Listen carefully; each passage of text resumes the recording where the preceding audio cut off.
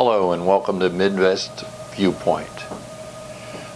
Today we're going to talk about Trump's picks, cabinet and otherwise, and where they stand in the confirmation order, the ones that have been confirmed, ones that are yet to be confirmed, and a general idea of our thoughts on these picks. The first one we're going to talk about is Mike Pompeo, the new CIA director. He is a former member of Congress who has not been in the Central Intelligence Agency, and this has been, of course, criticized a bit. He chose for his second in command, though, Haspel. She is the first female career CIA officer to be named deputy director. Nikki Haley has been nominated to be ambassador to the United Nations. Her background is being the first female governor of South Carolina from 2011 to 2017, and previous to that, she was a member of the House of Representatives in South Carolina. One of my favorite picks, and I think one of Trump's gutsier picks, is Rex Tillerson for Secretary of State. Tillerson, of course, joined ExxonMobil in 1975, became the CEO of that company in 2006. He's definitely an oil man that's worked extensively in the Middle East and also with Russia. Trump has seen some backlash from that, but Rex was confirmed. He is an extremely strong individual, highly respected by the oil-producing countries, which are some of the countries that the Secretary has the most serious problems with right now. Certainly he and Putin enjoy a good relationship, something that we've missed as the United States lately. And in the Middle East, Rex is well respected and certainly knows all the players in the group. Elaine Chao was confirmed as the Secretary of Transportation by a vote of 93-6 on January 31st. She's the first Asian American woman and the first Taiwanese American to be appointed to a president's cabinet. She was the Secretary of Labor under George W. Bush from 2001 to 2009 and Deputy Secretary of Transportation under George H.W. Bush. Jim Mathis, Trump tapped for Secretary of Defense, another very, very strong pick in my opinion. He is well known, a Marine for over 4 decades, enlisted at 18 years old, served in Afghanistan, Iraq, and the Middle East Command. Scott Pruitt is also a controversial pick. He's nominated to head the EPA.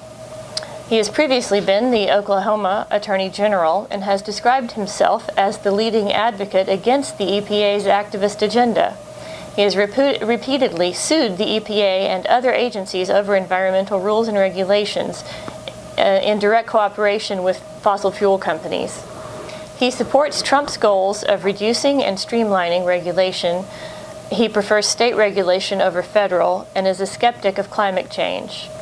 He's against the Clean Power Plan, claiming that it will mean a significant increase for electricity. Pruitt's confirmation would make a seismic shift for the EPA. Some even wonder if it's Trump's attempt to abolish it.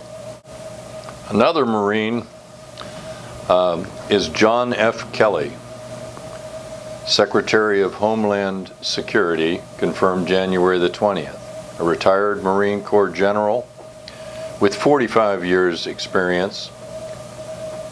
He retired, in fact, as the commander of the U.S. Southern Command. The Department of Homeland Security is an aggregate of the Federal Emergency Management Agency, the Transportation Security Administration, the United States Coast Guard, U.S. Customs and Border Protection, U.S. Immigration and Customs Enforcement, U.S. Citizen and Immigration Services, and the U.S. Secret Service. Let us all hope when we listen to the aggregate components of our Homeland Security that we can't streamline what was obviously a very deeply factioned entity. And I think that John Kelly may indeed be the guy to do just that. Neil Gorsuch is Trump's nominee for the Supreme Court to replace the vacancy left by the death of the late Antonin Scalia. At 49, he's the youngest nominee since Clarence Thomas in 1991. He says that giving money to politicians while running campaigns is a fundamental right that should receive the highest standard of constitutional protection. He supports a broad definition of religious freedom, saying the law doesn't just apply to protect popular religious beliefs. Its most important work is to protect unpopular religious beliefs, vindicating this nation's long-held aspiration to serve as a refuge for religious tolerance. Some others who have been confirmed but are awaiting the full Senate vote, and it's an extensive list, include Betsy DeVos, Secretary of Education, Ryan Zinke, Interior Secretary, Wilbur Ross, Secretary of Commerce, Ben Carson, Housing and Urban Development, Rick Perry, Secretary of Energy, Tom Price, Secretary of Health and Human Services, Steve Mnuchin, Treasury Secretary, Jeff Sessions, Attorney General, Linda McMahon, Small Business Administration, Scott Pruitt, EPA Administrator, Mick Luvani, Director of Office of Management and Budget. David Shukin, he has put some people in positions of power who have the great potential to unleash industry again in the United States. They also have the ability to overstep and allow our nation to fall back to the horrible situation that we found ourselves in the 60s and 70s with environmental considerations. So always there's this balance between, in this case, environmental responsibility and indeed fiscal responsibility and the ability for us to grow our industry and our capital. I was also struck by Neil Gorsuch's assertion that the liberals were choosing the ballot box over the gavel to advance their agenda. That is not something that had previously occurred to me, but it makes perfect sense. Certainly, the people should have the voice when it comes to things like gay marriage, like some of the other items that were mentioned, rather than having it done from the bench, where perhaps the people's feeling about it isn't even measured in any way, never mind heard.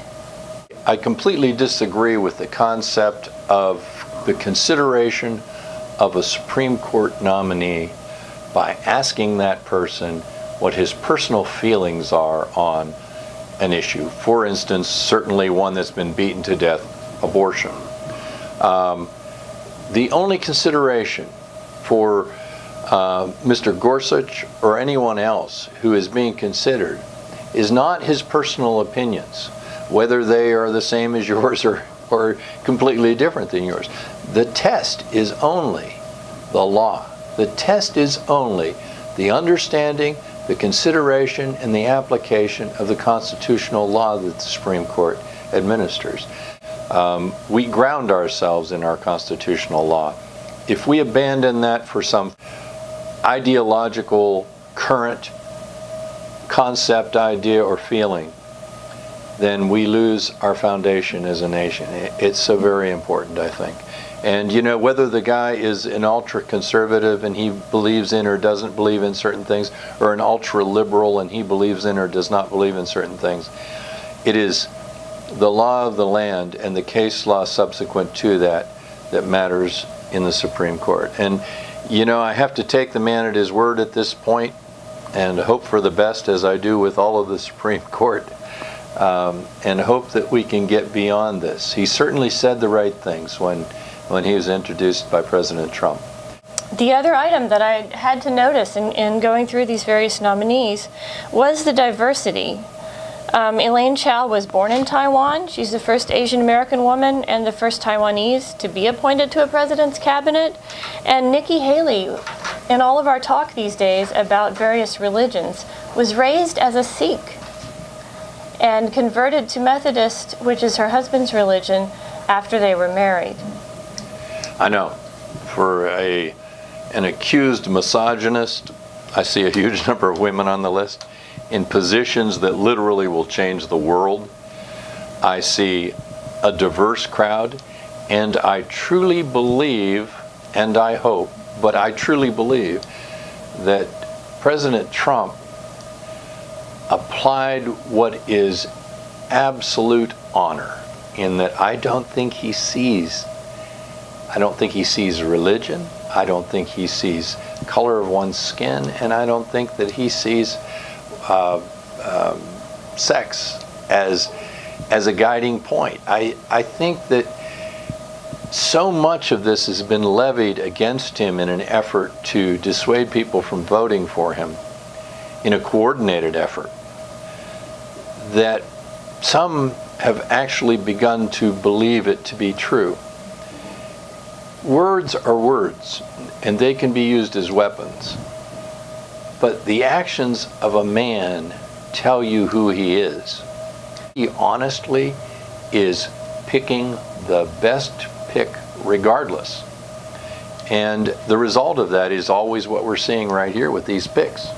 It's always a diverse crowd that has nothing in common. If everyone he picked was some particular religion or something, that would scare me magnificently.